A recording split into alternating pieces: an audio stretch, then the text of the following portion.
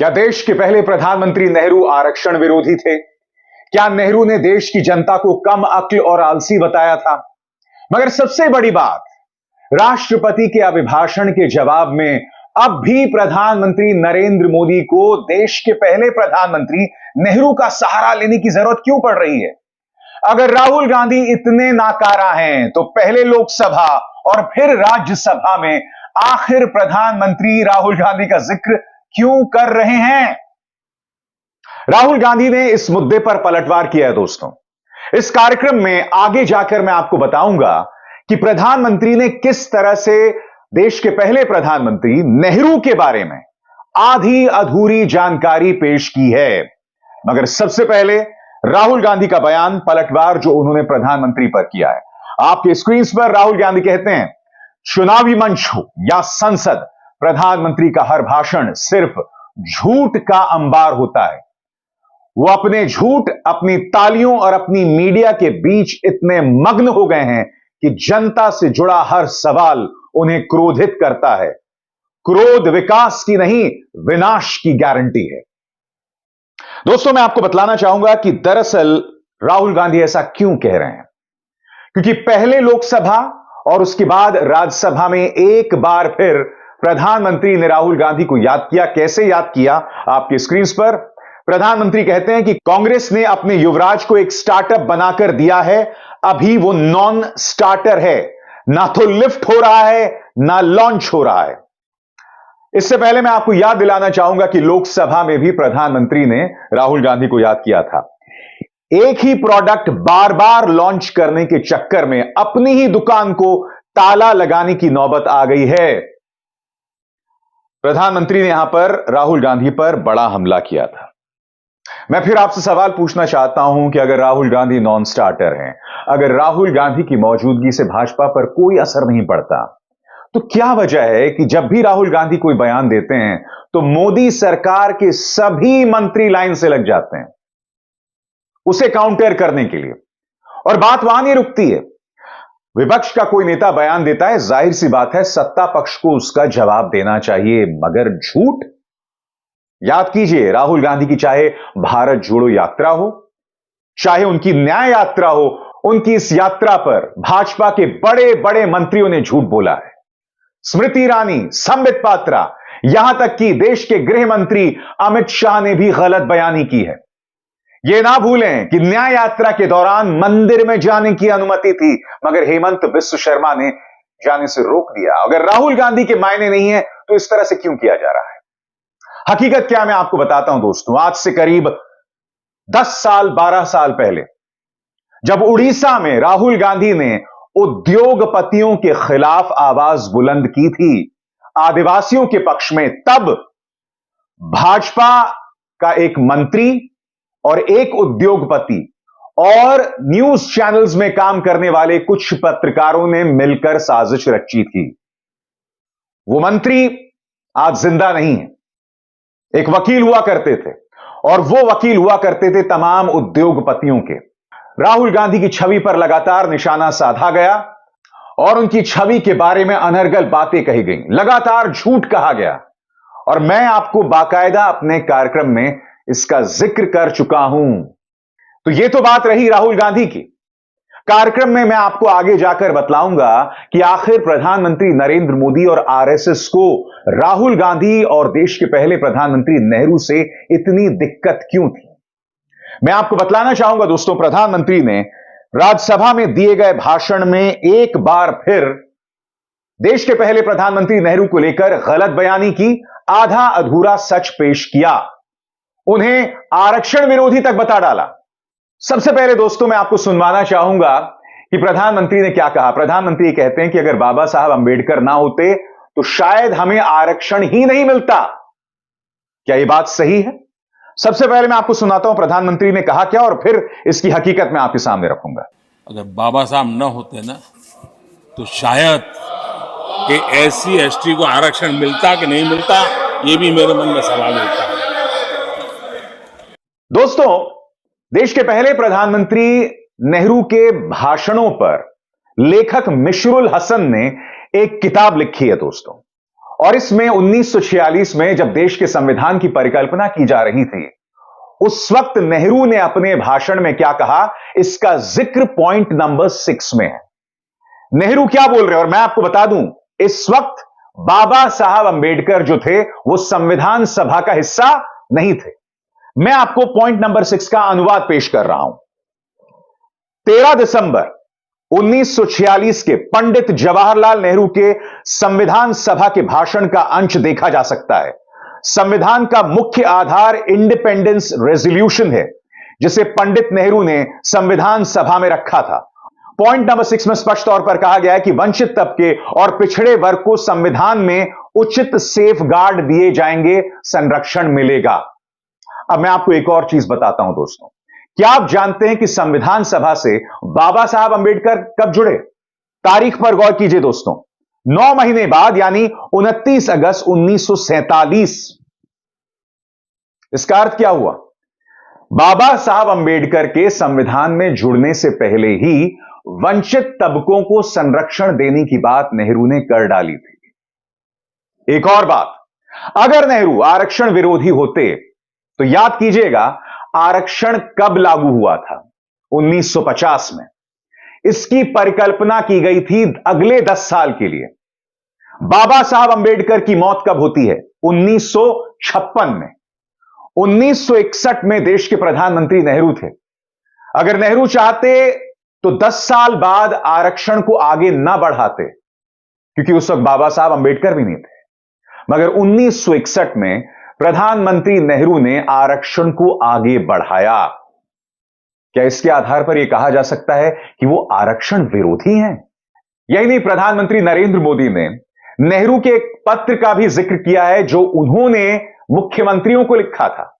एक बार फिर आधा अधूरा सच सुनिए, प्रधानमंत्री नरेंद्र मोदी ने क्या कहा। मैं किसी भी आरक्षण को पसंद नहीं करता, और खासकर नौकरी में आरक्षण तो कतई नहीं। मैं ऐसे किसी भी कदम के खिलाफ हूं जो अकुशलता को बढ़ावा दे, जो दोयम दर्जे की तरफ ले जाए। ये पंडित नेहरू ने मुख्यमंत्रियों को लिखी हुई चिट्ठी है। अब यहां पर वो जिस पत्र का जिक्र कर रहे हैं, उसी पत्र के अंदर नेहरू जी ने और क्या क्या लिखा, मैं आपको पढ़ के सुनाना चाहता हूं। यह सच है कि दलित और आदिवासियों के मामले में हम कुछ नियमों और प्रावधानों से बंधे हैं। निश्चित तौर पर इस वर्ग की मदद होनी होगी। आगे नेहरू यह भी लिखते हैं, वंचित समुदाय की मदद करने का सबसे अच्छा तरीका यह है कि उन्हें अच्छी शिक्षा के अवसर प्रदान किए जाएं। इसमें तकनीकी शिक्षा भी शामिल है, जो दिन पर दिन महत्वपूर्ण होती जा रही है। बाकी सब चीज बाहरी मदद की तरह है, जो शरीर की शक्ति नहीं बढ़ाती। हमने हाल ही में 2 महत्वपूर्ण फैसले किए हैं। पहली, यूनिवर्सल फ्री एलिमेंट्री एजुकेशन, जो कि आधार होगी। दूसरी, शिक्षा के हर स्तर पर बड़े पैमाने पर स्कॉलरशिप देना।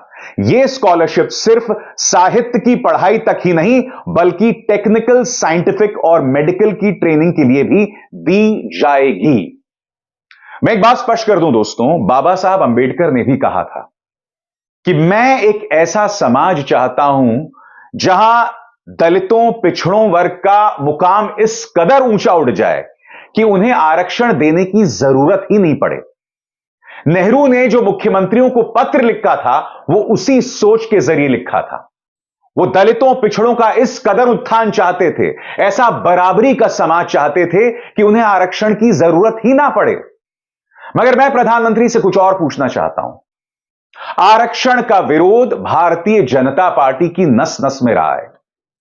मैं याद दिलाना चाहूंगा कि लाल कृष्ण आडवाणी ने राम रथ यात्रा क्यों शुरू की। उनके सहयोगी जॉर्ज फर्नांडिस ने उनकी पोल खोली थी।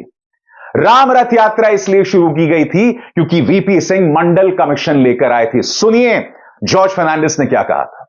27% रोजगार सामाजिक और शैक्षणिक मामलों में पिछड़े लोगों के लिए आरक्षित रखा जाए, यह मंडल कमीशन की सिफारिश। और इस सिफारिश को लागू करने का ऐलान 7 अगस्त को संसद में हम लोगों ने किया।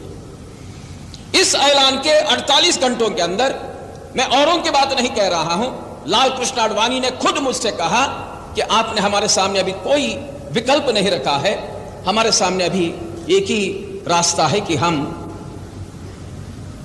हिंदुत्व का प्रश्न को, मंदिर और मस्जिद का प्रश्न को लेकर लोगों के सामने जाने का काम करें। अगर मंडल आयोग की सिफारिशें लागू नहीं होती तो फिर राम भक्ति आपको देखने के लिए नहीं मिलती, जिस मात्रा में आज देखने के लिए मिल रही है और जिस ढंग से वो देखने के लिए मिल रही है। ये हकीकत है और छिपाई जाती है ये हकीकत। अब ऐसे में प्रधानमंत्री नरेंद्र मोदी इस बात का जवाब दें कि आरक्षण विरोधी कौन है, नेहरू या भारतीय जनता पार्टी और संघ की सोच?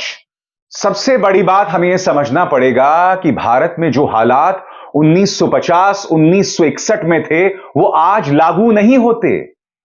उस वक्त के दौर का बार बार जिक्र करके प्रधानमंत्री नरेंद्र मोदी अपनी कमियों पर पर्दा नहीं डाल सकते। इतिहास का जिक्र कब किया जाएगा मैं आपको बताता हूं। इतिहास का जिक्र हम तब करेंगे जब वीर सावरकर ने कई बार अंग्रेजों से माफी मांगी थी, या फिर भारत छोड़ो आंदोलन में आरएसएस ने शिरकत नहीं की थी, जब पूरा देश अंग्रेजों से लड़ रहा था। जब इतिहास की बात की जाएगी तो इन चीजों का जिक्र होगा। जब इतिहास की बात की जाएगी तब इस बात का जिक्र होगा कि हिंदू महासभा या आरएसएस ने बंगाल और सिंध दोनों जगह पर मुस्लिम लीग के साथ सरकार बनाई थी, जिन्होंने पाकिस्तान बनाने की जमीन तैयार की थी। इसीलिए प्रधानमंत्री जब इतिहास का जिक्र करते हैं तो उन्हें इन बातों पर भी गौर करना पड़ेगा, क्योंकि प्रधानमंत्री ने एक बार फिर इतिहास का दामन थामकर पंडित नेहरू का जिक्र करके यह तक कहा कि पंडित नेहरू ने भारत के निवासियों को आलसी कहा था, कम अक्ल कहा था। दोस्तों, सबसे पहली बात, यह आधा अधूरा सच है, इन शब्दों का इस्तेमाल नेहरू ने नहीं किया था। ऑल इंडिया रेडियो पर यह है पंडित नेहरू का वो भाषण। यह भाषण मैं आपको सुना इसलिए नहीं सकता क्योंकि इस पर ऑल इंडिया रेडियो का कॉपीराइट है, मगर इसका अनुवाद मैं आपको पढ़ के सुनाना चाहता हूं। यहां पर नेहरू सिर्फ भारतीयों को यह प्रेरणा दे रहे थे कि हम यूरोप, अमेरिका, जापान की तरह मेहनत करें। उन्होंने क्या कहा, एक एक शब्द पर गौर कीजिएगा। जब तक हिंदुस्तान के लाखों गांव नहीं जागते, आगे नहीं बढ़ते, तो सिर्फ बड़े शहर हिंदुस्तान को नहीं आगे ले जाएंगे। वे बढ़ेंगे अपनी कोशिश से, अपनी हिम्मत से, अपने ऊपर भरोसा करके। हमारे लोग अपने ऊपर भरोसा करना भूलकर समझते हैं कि और लोग मदद करेंगे। मैं चाहता हूं कि लोग बागडोर अपने हाथों में लें। तरक्की नापने का एक ही गज है कि कैसे हिंदुस्तान के 40 करोड़ आगे बढ़ते हैं। कौम अपनी मेहनत से बढ़ती है। जो मुल्क खुशहाल हैं वे अपनी मेहनत और अक्ल से आगे बढ़े हैं। हमारे हिंदुस्तान में काफी मेहनत करने की आदत आमतौर से नहीं हुई है। हम भी मेहनत और अक्ल से बढ़ सकते हैं। इंसान की मेहनत से सारी दुनिया की दौलत पैदा होती है। जमीन पर किसान काम करता है या कारखाने में कारीगर, उनसे काम चलता है। कुछ बड़े अफसर दफ्तर में बैठकर दौलत पैदा नहीं करते। दौलत मेहनत कश लोगों की मेहनत से पैदा होती है, तो हमें अपनी मेहनत को बढ़ाना है। यह एक भाषण था जिसमें देश का जो पहला प्रधानमंत्री है वो देश की जनता को प्रेरित कर रहा था। मगर प्रधानमंत्री, मैं नहीं भूला हूं, विदेशी जमीन में जाकर एनआरआईज का हवाला देकर आपने यह भाषण दिया था कि हम किस देश में आ गए हैं, कहां आ गए हैं। यार, पता नहीं पिछले जन्म में क्या पाप किया था, हिंदुस्तान में पैदा हुए हैं। ये कोई देश है, ये कोई सरकार है, ये कोई लोग है। चलो छोड़ो, चले जाए कहीं और। सबसे बड़ी बात, मैं नहीं जानता हूं आप किन एनआरआईज का जिक्र कर रहे थे या किन उद्योगपतियों का जिक्र कर रहे थे कि भाई हम किस देश में हैं, कहां फंस गए हैं, यहां कुछ काम नहीं होता है।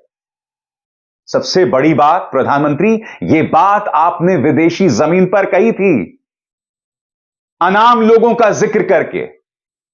तो बड़ा सवाल ये, आपने तो ये बात विदेशी जमीन पर कह दी थी और अब नेहरू के बारे में आधी अधूरी जानकारी पेश करना, क्या यह बात सही है? मैं बार बार आपसे कहता हूं दोस्तों, हम इतिहास का दामन थामकर आगे नहीं बढ़ सकते। अपनी गलतियों पर पर्दा डालने के लिए हम बार बार पीछे नहीं जा सकते। हमें आगे देखना होगा। हमें देश की जनता को वो विजन देना होगा, चाहे वो सत्ता पक्ष हो, चाहे विपक्ष हो। अभिसार शर्मा को दीजिए इजाजत। नमस्कार।